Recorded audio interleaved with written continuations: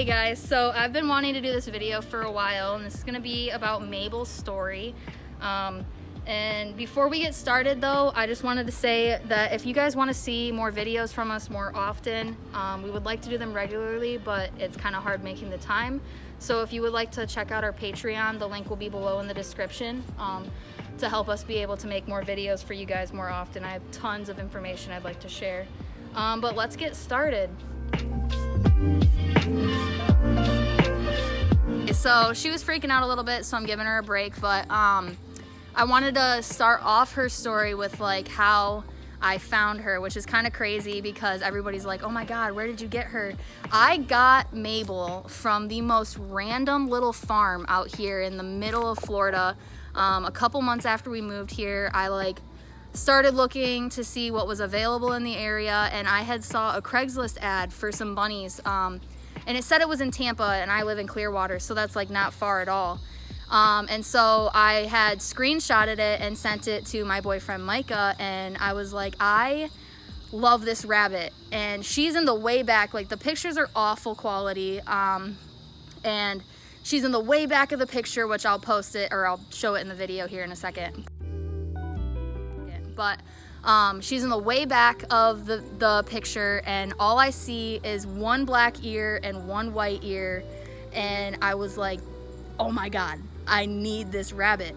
So I'm like freaking out, and I'm trying to find the post again, and it's deleted. Like I couldn't find it, and for a few days I kept looking back to see like if it would pop back up again. And so I had to like widen my search on Craigslist to like the entire, like all of Florida, pretty much everywhere, and she popped back up, and it turned out she wasn't in Tampa, and she was like 4 hours away from us, like pretty much in the middle of Florida somewhere. It was like literally in the middle of farm country.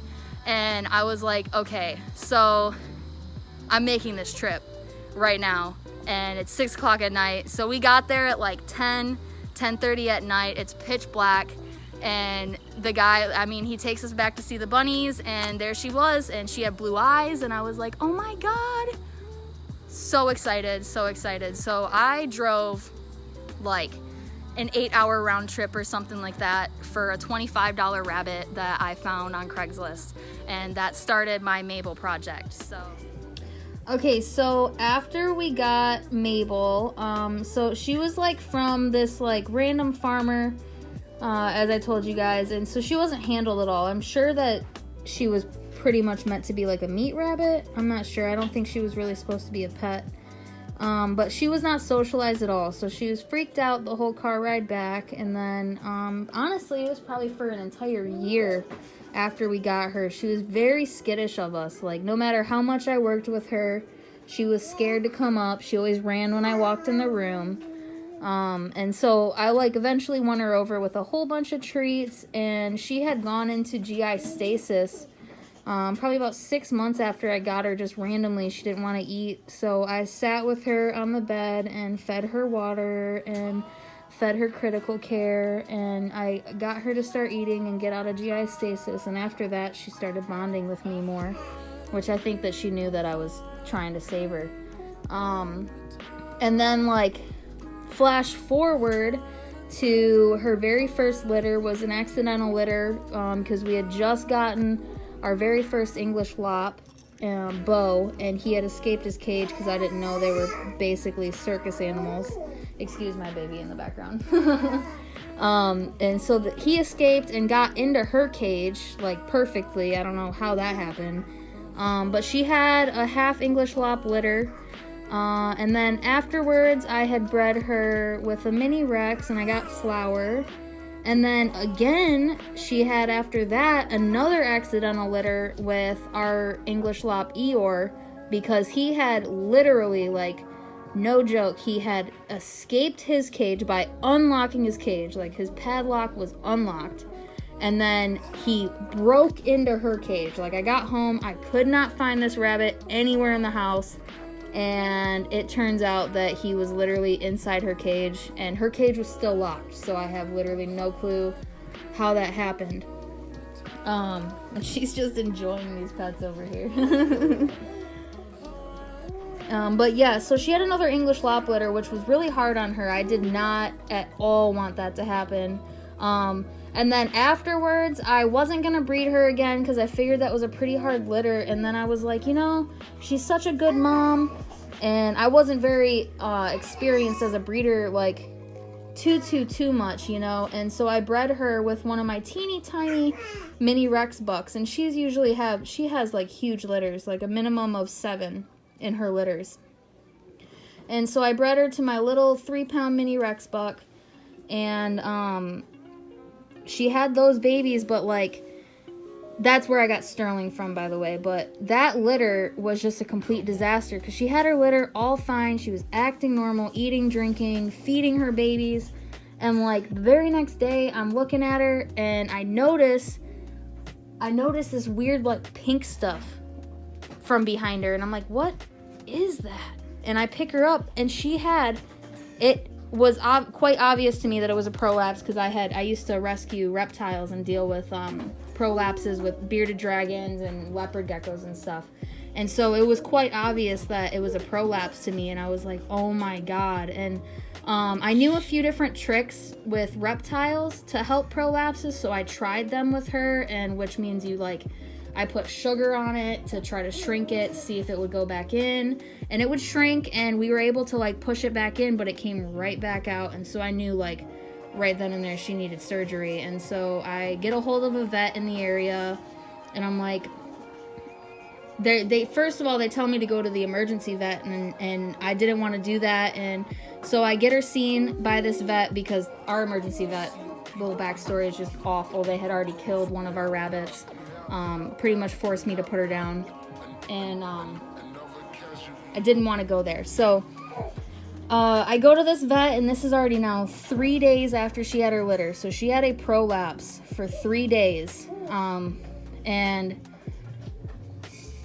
yeah, so we get to the vet. It was just, it's kind of emotional because it was a really stressful time. I did not want to lose my baby. But we get to the vet, and he says that the only thing that we could possibly do for her is an emergency spay because he assumed that it was her uterus that had prolapsed.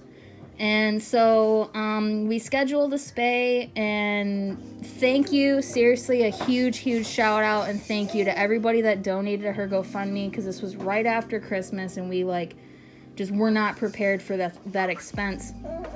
And everybody came through on Facebook and Instagram and helped her be able to afford the surgery. So we're forever grateful. Right, Mabel? I know. Anyways. So, she got her surgery, and she keeps jumping on me, so I'm trying to catch that. But she got her surgery, and we picked her up after her whole day at the vet. And she did awesome. We were super worried because it ended up, like, in total, from having the litter to when she got her surgery, it was like 5 total days. So we were super worried because it ended up being, like, surprise, it wasn't her uterus, it ended up being her bladder. And he told me afterwards, he was like, the vet was like, well, we spayed her, and so while we were in her and we took her uterus and all of the, the parts that they take out when they spay, and she still had a prolapse, and they were like, what the heck? And so in the end, it turned out it was her bladder, and they ended up having to, like, connect,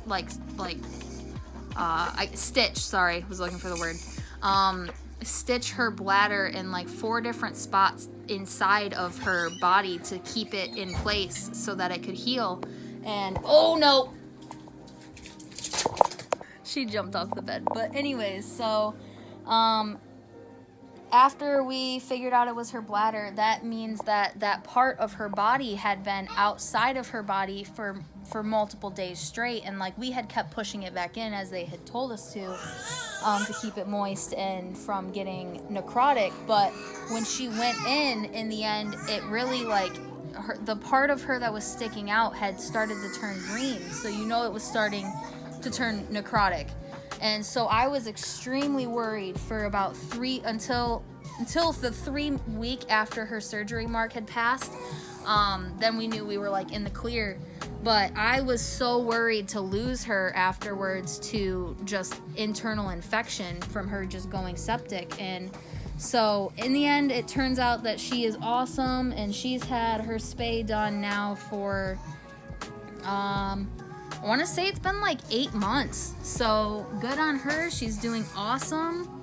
She's a strong little bunny, and we love her so much. Stop going everywhere. Mabel. Me and Mabel both want to thank everybody for watching our video, and if you want to support our videos, please check out our Patreon. Definitely like and subscribe, please. That would be greatly appreciated. And thank you, everybody. And I hope everybody has a good day or night whenever you're watching this. Say bye, Mabel.